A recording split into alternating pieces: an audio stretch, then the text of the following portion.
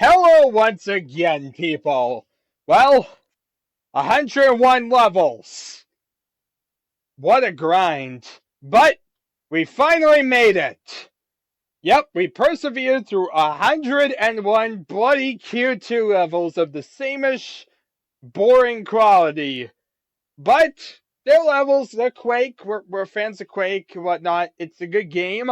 And for some reason, I have even though I give like Q2 a lot of like bash and whatnot, and sometimes I'll be a little bit lighter on it, I do have to say that at the end of the day, I do prefer playing something like this over something like Doom.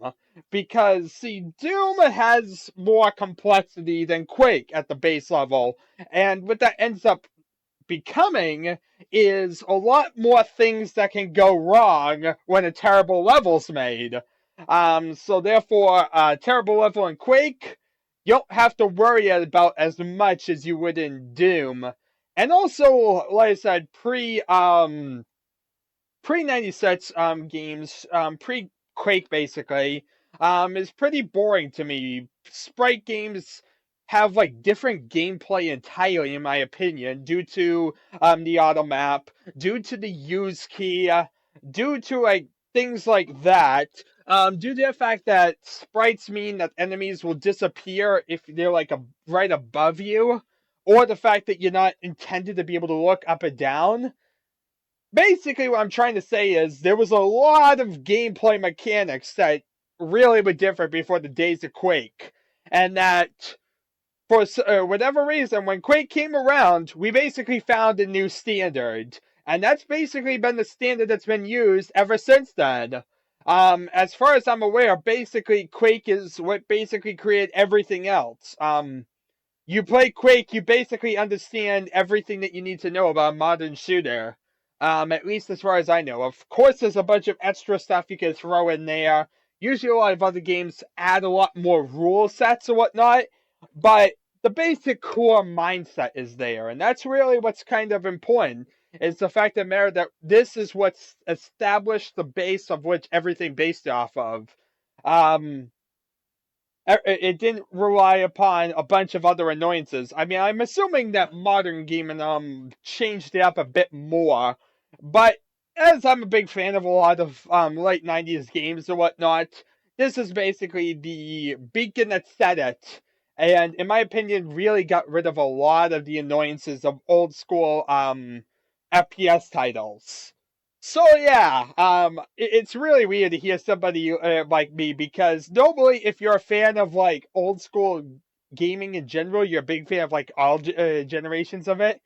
But yeah, I have like this weird split that's like I have tried playing it. I mean, you can definitely see on my channel I played a bunch of different stuff that's sprite based.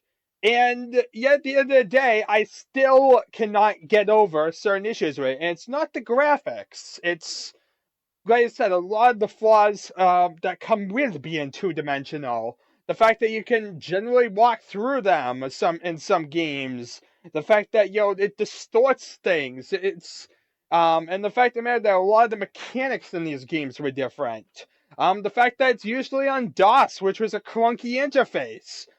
Quake doesn't really get that benefit either, but the benefit of Quake, I guess you could say, is that with GL Quake and whatnot basically coming out the next year, it basically kind of saved itself.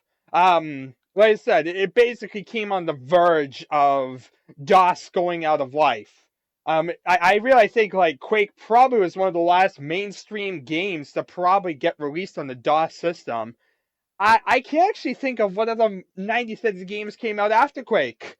Probably somebody else out there probably is going to tell me that I'm totally wrong and that they totally stretched it out.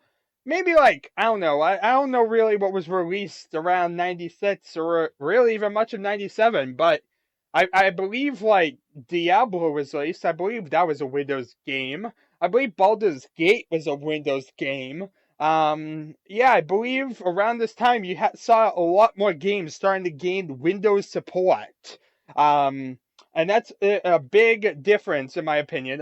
It may not sound like a lot, but yeah, the performance of a game on Windows versus a game on DOS, it might be because of DOS bots, and DOS bots being a very unstable thing. But honestly, I feel like DOS-based games all have clunky UIs. It doesn't matter the game, it doesn't matter anything, but they usually are clunky. I think Quake kind of escapes that mostly because of the fact that mattered that you don't really need to worry about UI. It's point and shoot. It pretty much is look at the screen and shoot something.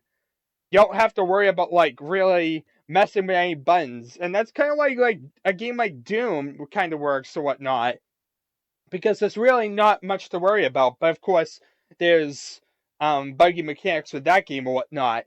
But games that try to get a little bit more complex, the problem was that the clunky UIs, like say like in Elder Scrolls games, any type of like an RPG, more like a think of man's FPS, like say System Shock, anything like that. The problem was the UI gets so much in the way it becomes a pain.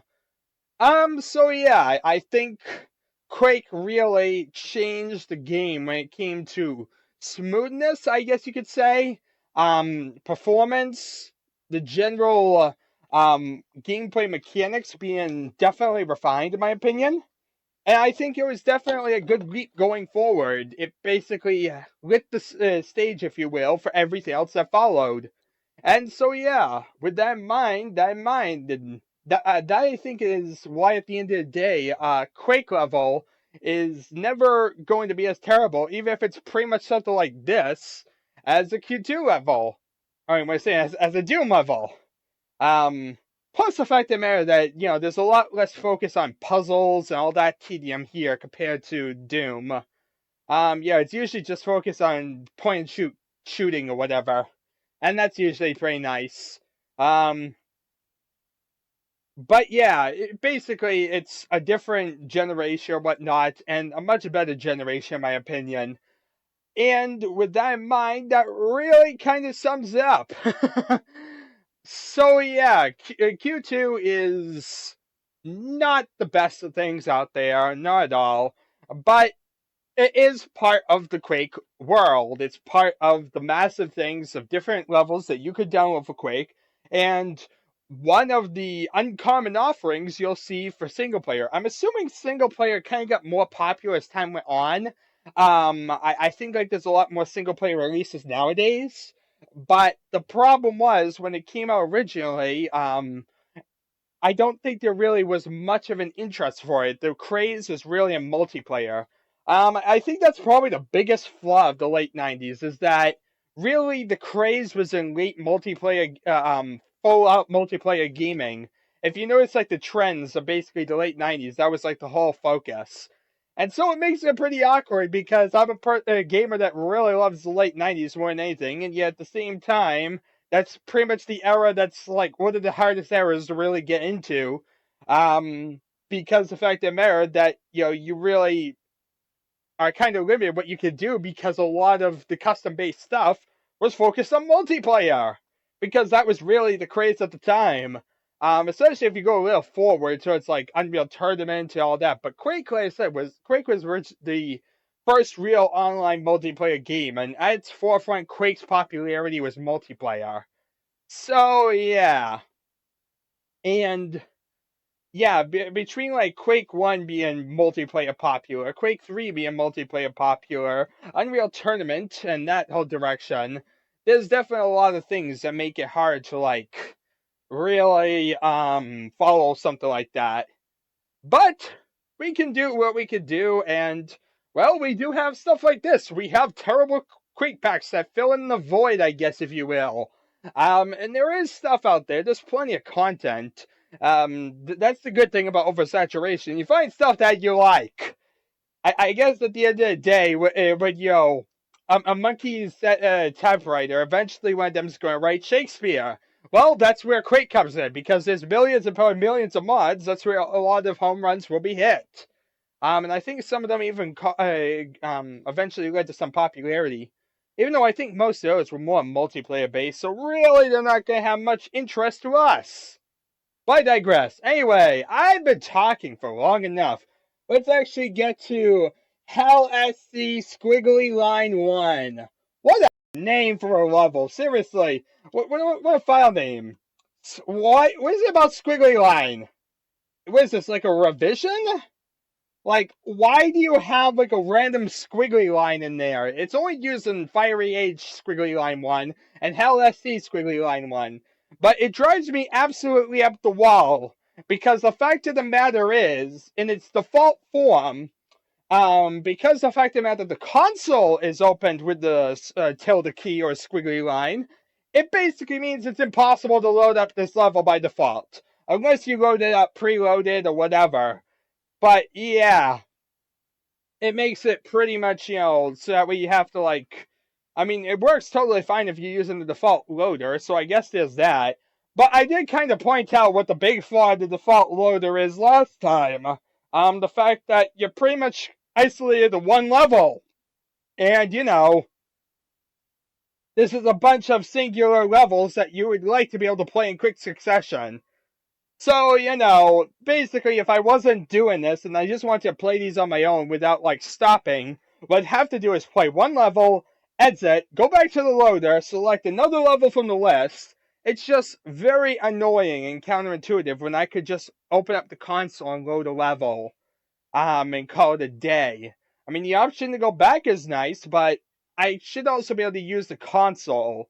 And so that's why having it in the default list would probably be a better way to do it, honestly. But then, like I said, you still have to rename these two levels because by default they're annoying. Anyway, I digress. I've been rambling for 10 minutes, and what a way to really finish up this whole thing. By rambling for a really long time! My god, I can't shut up. By Hell's Cavern! What a great level this is. What a great and interesting level, people! A level that everyone will remember! There's only 14 enemies. Well, people, luckily nothing's attacking us, so I can talk for a second. But if you kind of feel like you recognize the geometry, you should! Basically, we have come full circle, people! Believe it or not, we have come full circle! I know that's very, very weird to say, but yes. Basically, if you can follow how Q2, what Q2 levels we basically played, and the history of how Q2 levels were made, basically we went, Descent to the Underworld, I believe it was. That's the name of it. And its multiplayer equivalent. That was the first level, and basically the first set, should I say. Had high refinement, had high quality. Was the first one out there, and looked a lot better than really anything else that came out afterwards. Then we had the second one, Black Rock Castle, and its multiplayer equivalent, which basically still had decent quality. It had a lot of detailing that you didn't see in the later levels. It had staircases. It had different stuff that you really, it had windows. It had a lot of things that really these later levels didn't offer. But what was the next level after all that? The first one that basically showed what would become genericness, terribleness, and basically led us on this massive length of thing whereby we went from levels 5 to 101. So, yeah, there is that. Yeah, ain't that brilliant?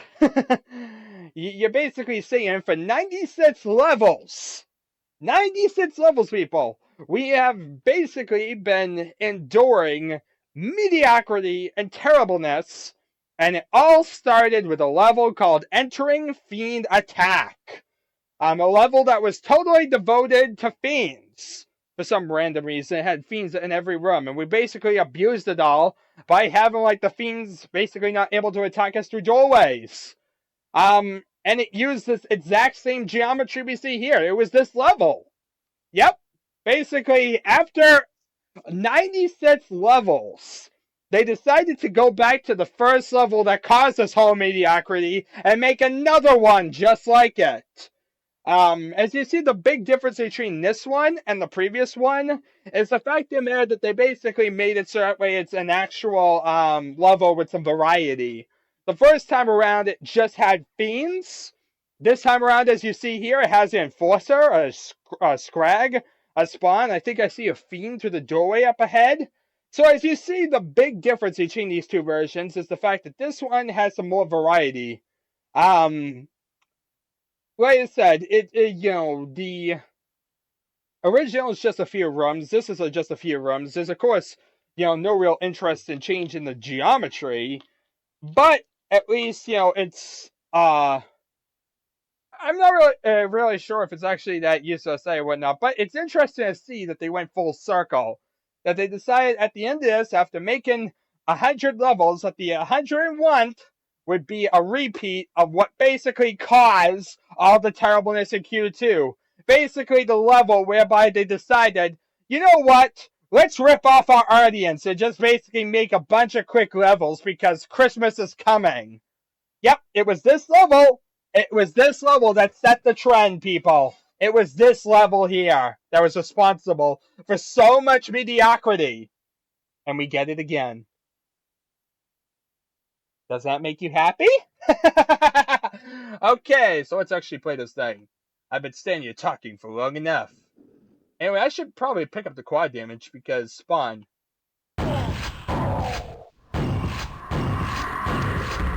Just want to be careful of the other enemies right now. Pick up the rocket launcher and shoot the spawn. Surprise! Okay, at least we got rid of the biggest threat to us. And we do have a quad damage, but do I want to waste it right now? Aha! I see an ogre! The one problem about this level was that with 14 enemies originally, it really kind of becomes even more anticlimactic when you make things a lot weaker than the original enemies were. The one thing about the original level was, because it only had 14 enemies, most of the enemies were fiends, and that therefore took a while to kill each one. Now it's a lot easier, because everything is a weak mook. Anyway, one thing I should mention about this level, it does have some geometry differences.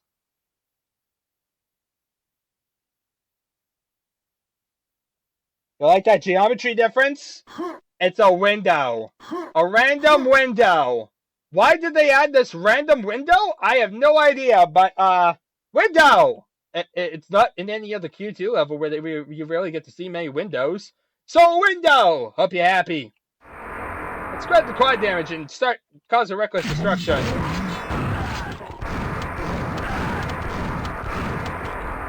Let's just move through here quickly because we need to kill things. Alright, that's everything. Everything is dead.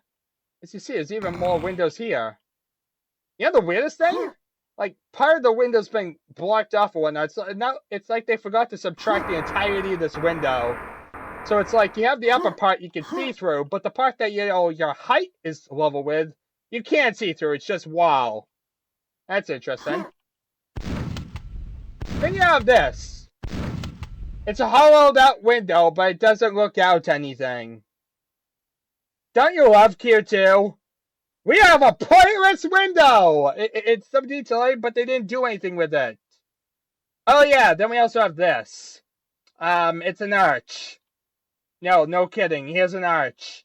An arch we don't see anywhere else in Q2.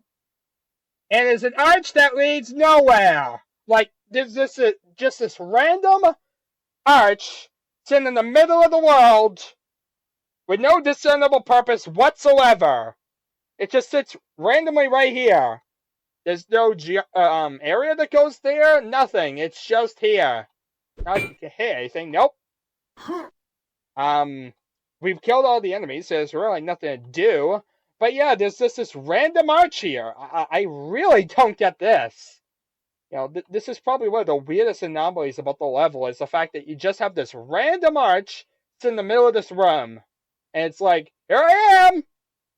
What do I do? Absolutely nothing. I mean, I can understand adding a window or so, but why a random arch like this?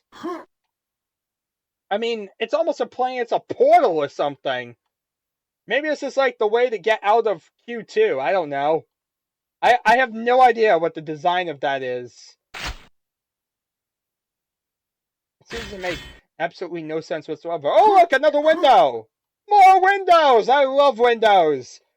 Windows. Download all your personal data and watch you. Windows. What a great OS. Okay, let's see how. We're gonna shoot through the window.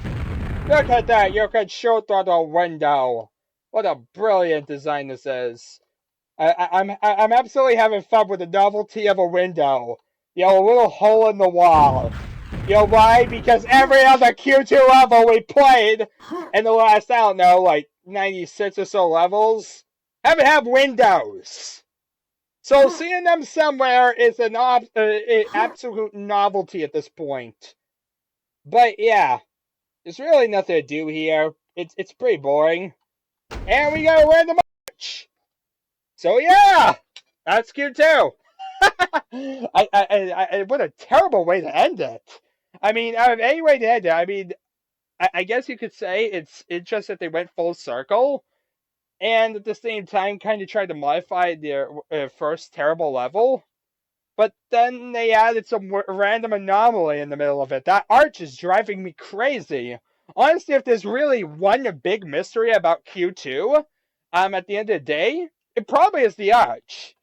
Like, if there's really something I cannot understand for any reason whatsoever, it's why did they design that arch? It's just random. It didn't exist in the original. It serves no purpose whatsoever. It doesn't really make any sense detailing wise. It's just there. And I honestly don't get that. At least most other things in Q2 you can assign to them being lazy, them being careless, something like that.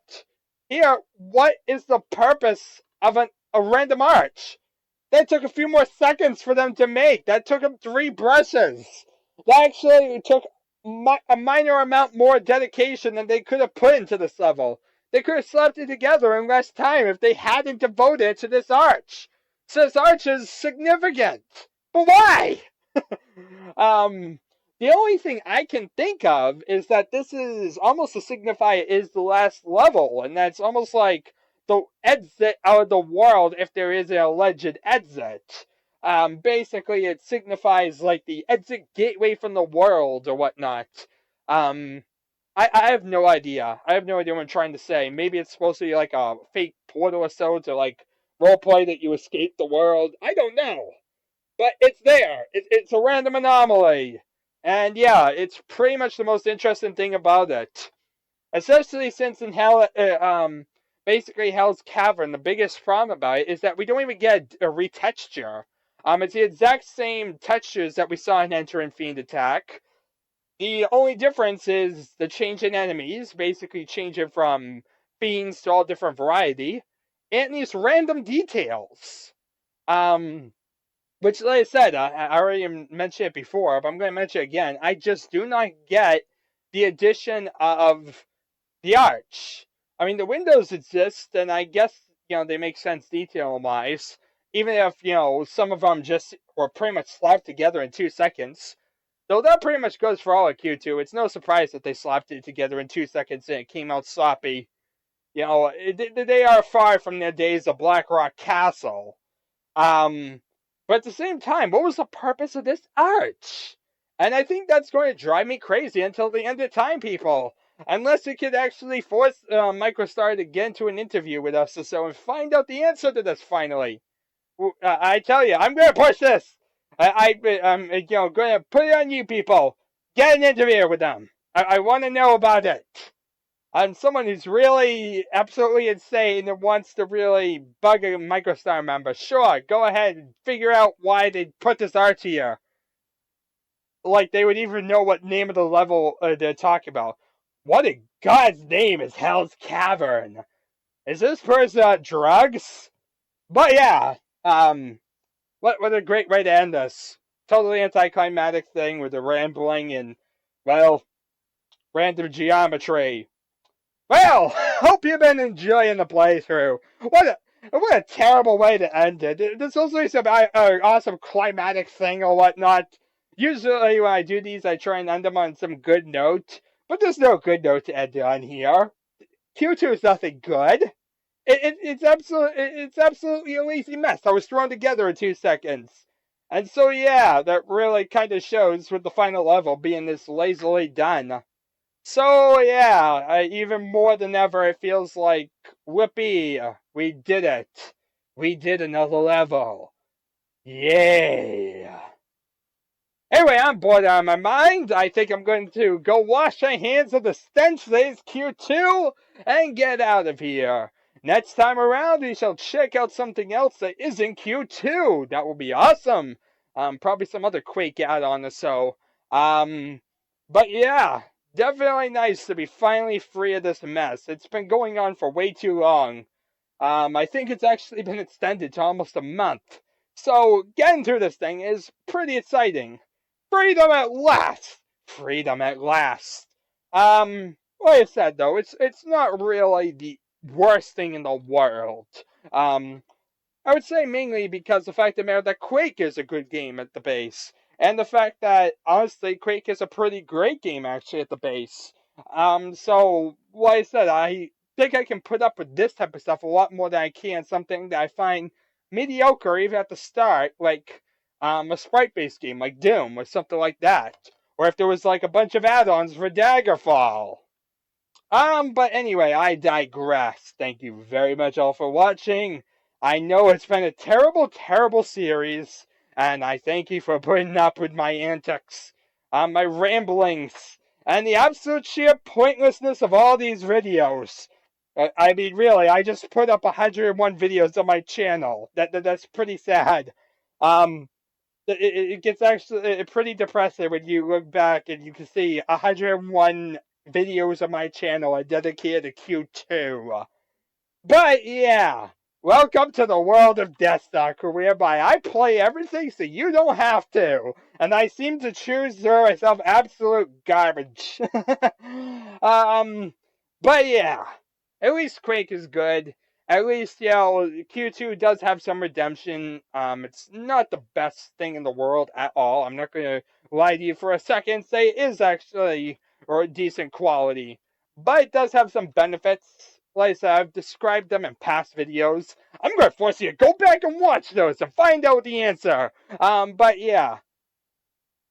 Anyway, I think I'm kind of just stretching this for time just to kind of make it like good closing segment, since this is really the last time we'll have to ramble about Q2. But at the same time, there's really nothing more to be said. The Q2 really is kind of a minimalist pack that really just kind of can be said in a few sentences. And that's kind of why it really is sad that I stretched out 101 videos. Though I guess it's good because in there is probably buried a lot of random details and comments that probably should be brought to light or whatnot. So yeah, I thank anyone who's actually sat through and watched all 101 of these. I know that's not an easy task to do at all. I think anyone who's actually watched all these videos up till now, that's even more insane. Honestly, you have a lot of hours on your hand, and I'm kind of scared that you're actually devoted that much of your life to me. But I thank you still, regardless. Anyway, well, then mind. Thank you very much all for watching. It has been, well, terrible. But, all that mind. Thank you very much all for watching. I keep saying that! Just shut up and get out of here! Alright, so thank you very much all for watching. There it is again! And I shall see you all in the future! Nanu nanu.